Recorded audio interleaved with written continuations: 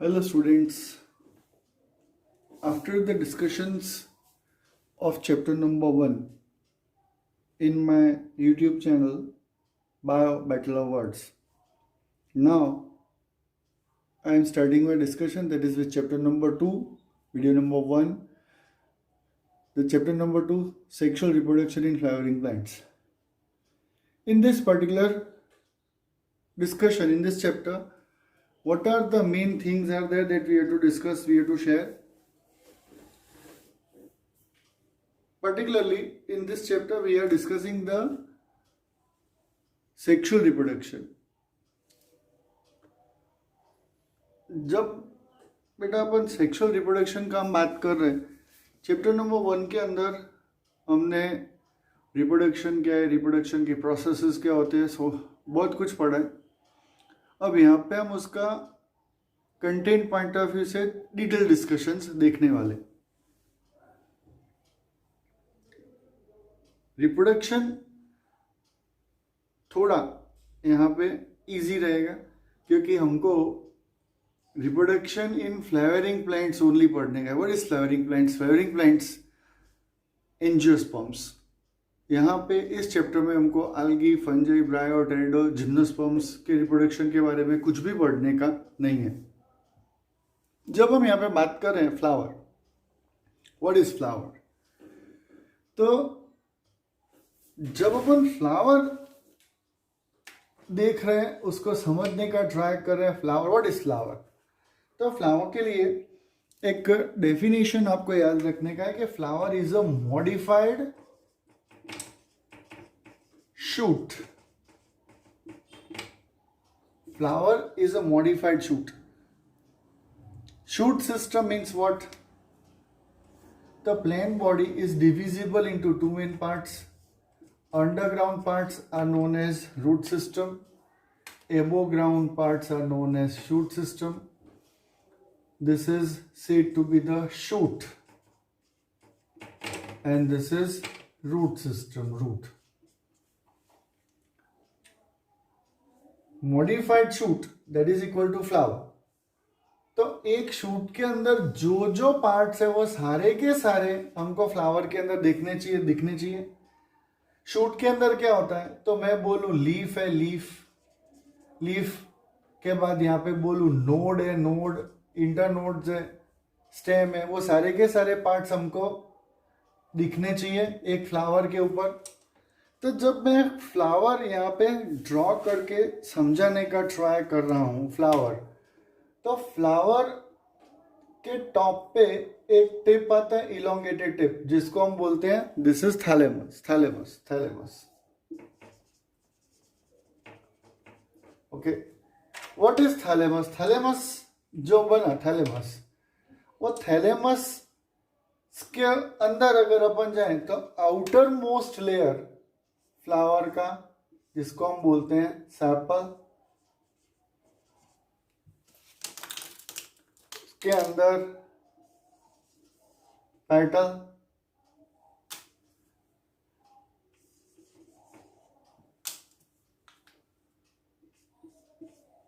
Then third number whorl androecium,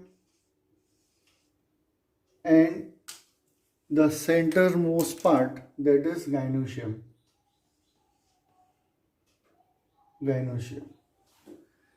तो बेटा ये जो शूट सिस्टम है, वो शूट सिस्टम में सारे के सारे जो लीव्स हैं वो मॉडिफाई हो जाते हैं सेपल, पेटल, एंड्रोशियम, गाइनोशियम. क्योंकि एक बेसिक कंसेप्ट आता है यहाँ पे कि मॉडिफाइड शूट तो बोलते हैं, पर वो शूट सिस्टम क्या, तो ऑल द फ्लोरल पार्ट्स, अगर मैं यहाँ पे एक स्टेटमेंट बोल के समझाने का ट्राई करूं कि all the floral parts are modified forms of what, NEET के अंदर क्वेश्चन भी पूछा जा सकता है.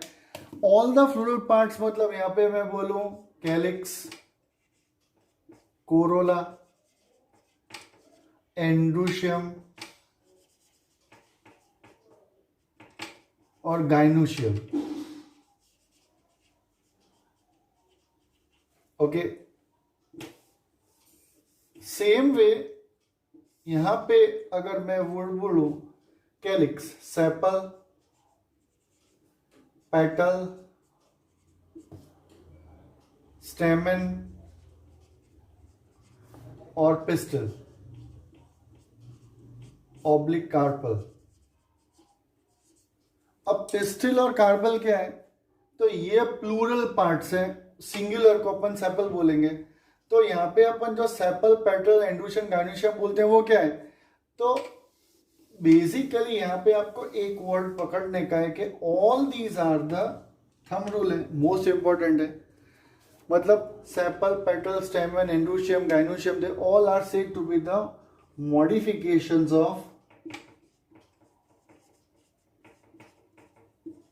of leaf.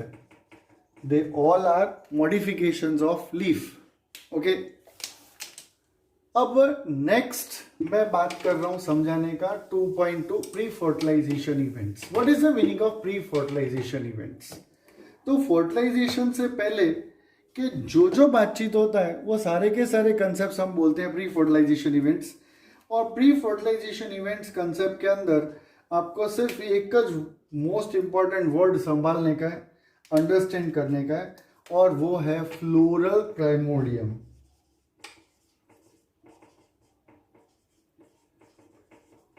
What is the floral primordium? To explain the term floral primordium, I can use one word. कि floral primordium is nothing but prior to the bud condition, it is known as floral primordium. Okay. और floral primordium में से आगे जाके क्या बनेगा? Floral primordium में से आगे जाके बर्ड बनेगा, that is flower bird. Birds भी अलग अलग टाइप के होते हैं, अपन स्टेप बाय स्टेप जहाँ आता जाएगा पढ़ाते जाएंगे। और फ्लोरल बर्ड जो है ना, that will give rise flower.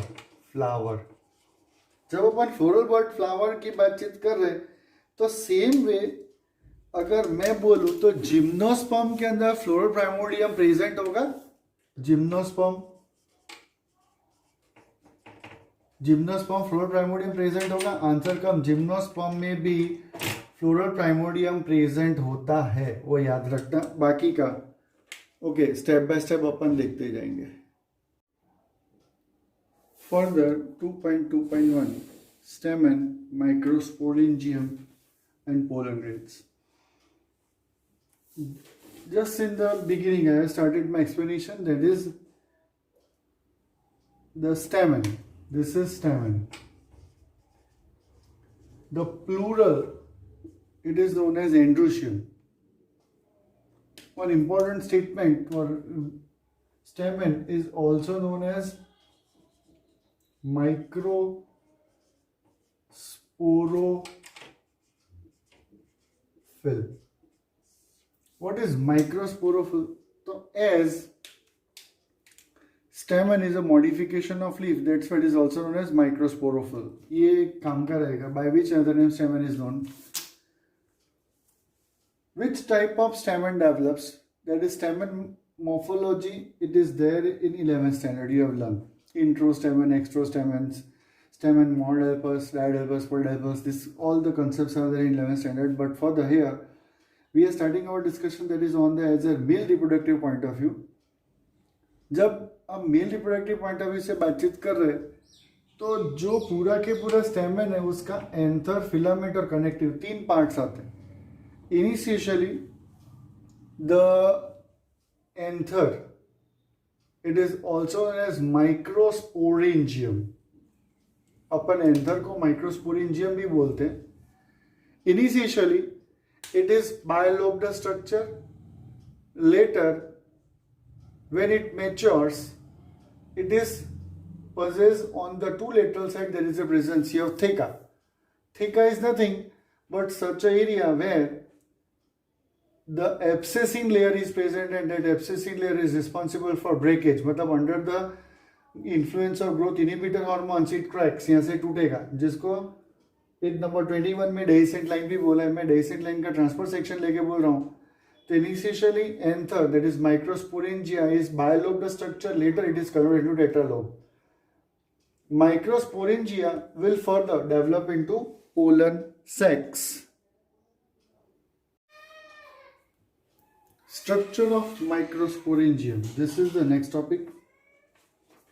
What is the structure of microsporangium? When we are starting our discussion, that is structure of microsporangium.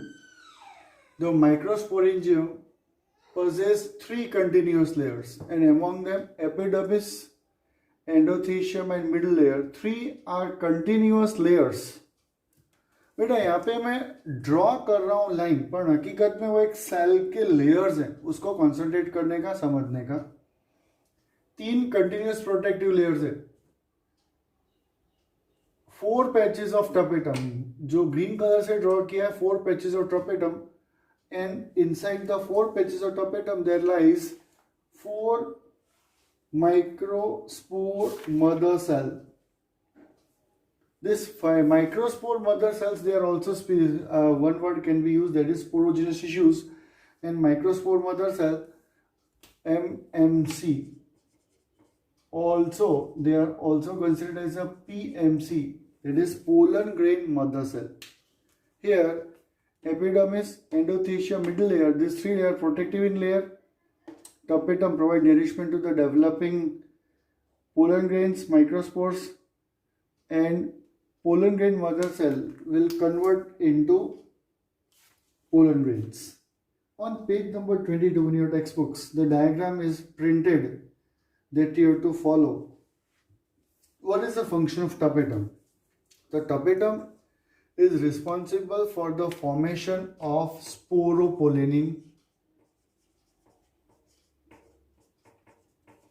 and sporopollenin is produced from a specialized component, that is pollen kit. Okay, and from there it is converted into pollen sacs. In page number 22, in that mature dehiscent anther, जब ये टूटेगा ना, तब tapetum का label अगर आप देखो तो आपके बुक के अंदर नहीं है, पेज नंबर 22 पे लेटरल साइड में पिंक कलर के कुछ सेल्स बता रहा है। जो पिंक कलर के सेल्स है ना, वो क्या है, तो थिका के सेल्स हैं, डेहिसेंट थिका, वहाँ पे डिहाइस हो जाता है। थिका जगह है जहाँ से पोलन सैक टूटता है, और जो टपेटम है वो टपेटम इन मैच्योर डेहिसेंट एंथर में नहीं रहेगा, क्योंकि वो सारा के सारा जो भी न्यूट्रिशंस है वो मल्टी न्यूट्रिएटेड स्ट्रक्चर है। टपेटम के सेल्स जो पोलन ग्रेन मदर सेल्स को न्यूट्रिशन देने में यूज हो जाएंगे।